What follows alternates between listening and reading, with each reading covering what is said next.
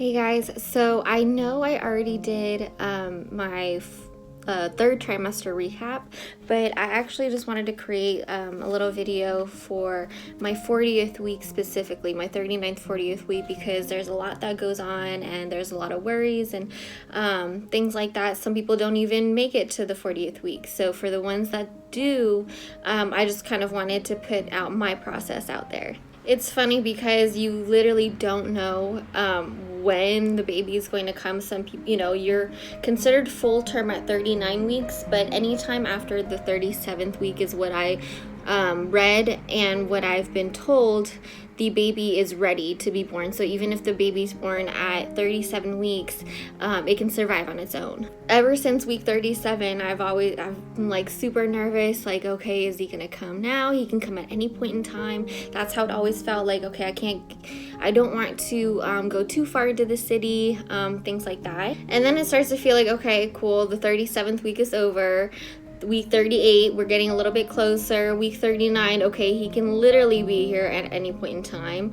And what's so funny is, I'm due in June, and I was due June 13th, and today is June 17th.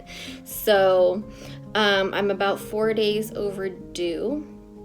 But what's funny is, we've had a lot of friends and people just on social media who have the same, due date, not the same exact due date, but around the same time, like the second week of June or the last week of May. Like within the last 2 to 3 weeks, a lot of people that we know have given birth. And sometimes it's hard to not feel like I don't know how to explain it, but it's kind of like, okay, well, when is mine coming? Because all these people, they had their babies 6 days early, 1 week early, and everything's completely normal. So you just have to remind yourself, and I have to keep reminding myself that I'm on my own timing, and it's whenever my baby feels like he's ready to make his entrance into the world, and everyone has their own schedule. So, and just have to remind yourself that your due date is not like a set in stone date.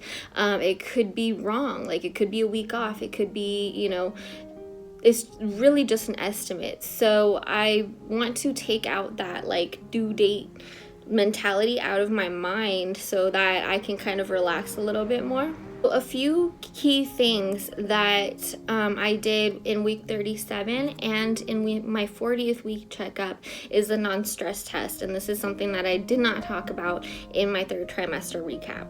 So with the non-stress test, or the NST, they just put these two bands around your belly. Like, you relax into a chair, they put these two bands around your belly, and the bands have these kind of like ultrasound monitors on them, and one is supposed to check the heart rate of the baby, and the other one is supposed to check, I believe, how often your stomach contracts, or how often you have a Braxton Hicks contraction.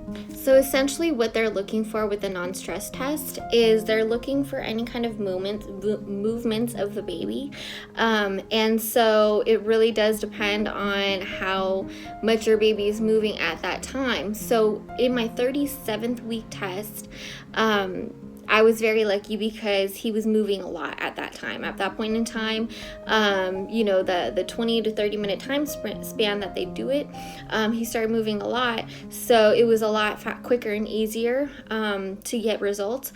My 40th week, he was kind of sleeping in there for the first 15 minutes. So they didn't get much results. So we had to go a little bit longer, lie on my side, so that we can get him to move, so we can, get some results. In my 37th week non-stress test, they told me that he had a lot of movement, which is great. And I guess what's good, what's supposed to happen is that whenever they move, whenever they go from resting to moving, their heart rate is supposed to increase and go up. So that's really what they're looking for, and that's what happened for him. So there's nothing wrong. Everything was perfectly fine with him. For my 40th week, they told me that same, he's healthy, he's moving, and he's good, his heart rate is good, but I'm not having as many like Braxton Hicks contractions, or my stomach isn't contracting as much as they would like to. So my doctor was like, oh, make sure you keep taking your walks and things like that. So the baby's fine, just my stomach's not contracting. But like I said, I am in my 40th week, and today is actually 40 weeks and 4 days. So what they told me at my last appointment on June 12th, the day before my due date, I mean, they obviously knew that he wasn't coming just from, all the tests that they did. It just doesn't seem like he's ready. I'm not really dilated enough and stuff like that. So they actually planned an induction for me on June 19th, which is a week after my due date, just in case he doesn't come by then. They told me that what they want to do, they don't recommend pregnant women going overdue more than 41 weeks. So at my 41st week appointment, they are going to do an induction.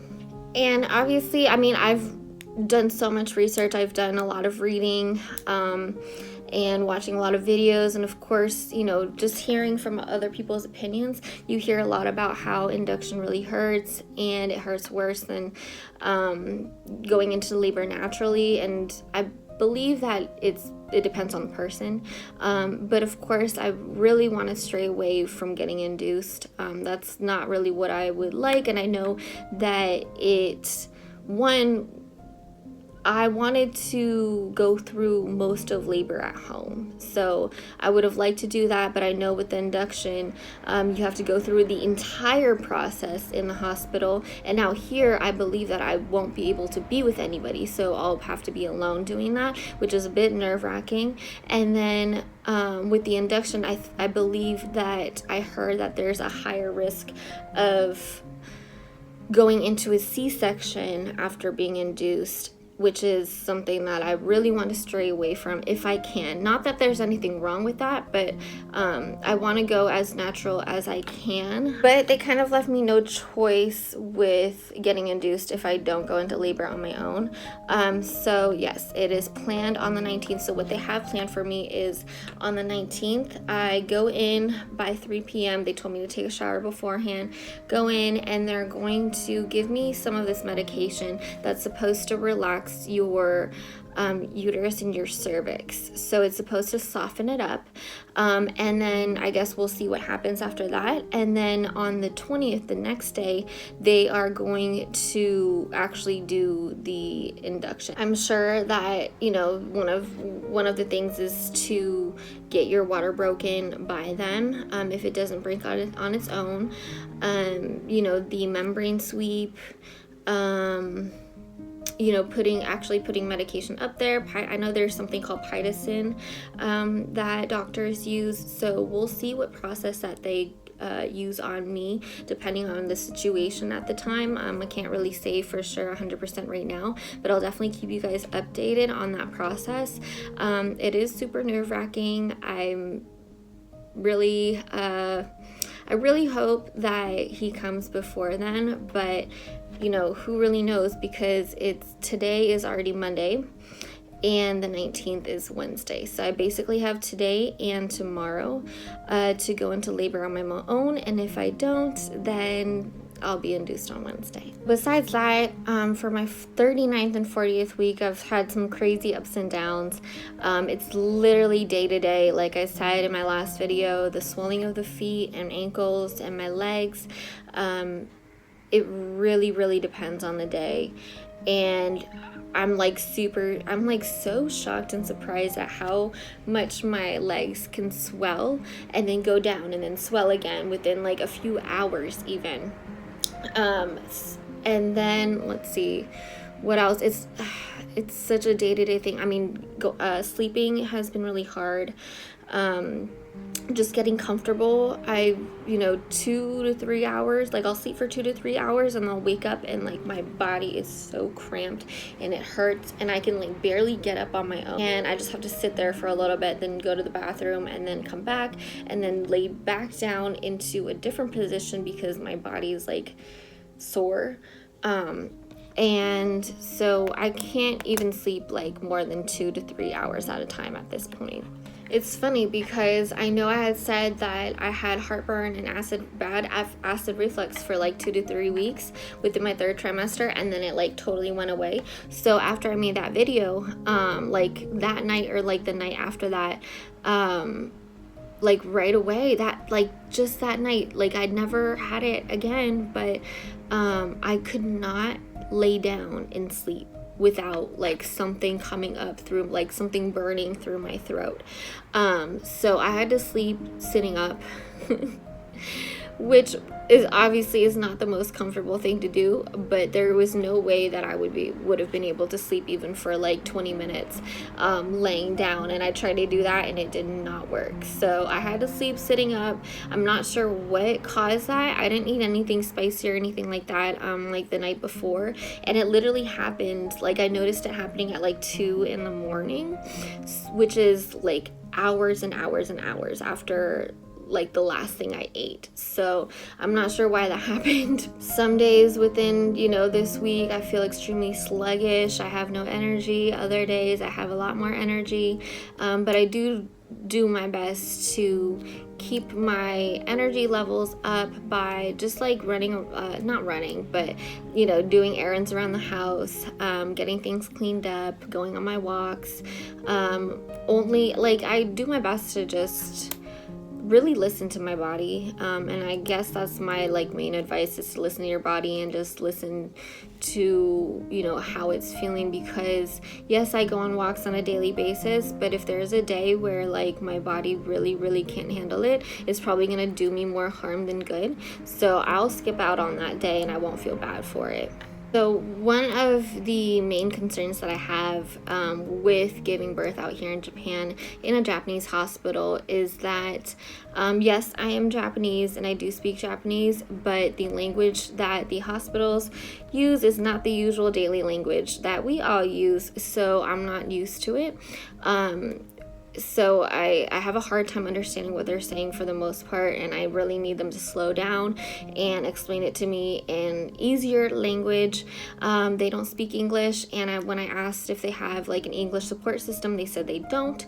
So that's just one of the most nerve-wracking things about giving birth in a Japanese hospital here, where they don't have an English support system. I, of course, I'm going to do my best to try to understand what they're saying, but sometimes, depending on the doctor, they talk really fast, and I don't know all the medical terms.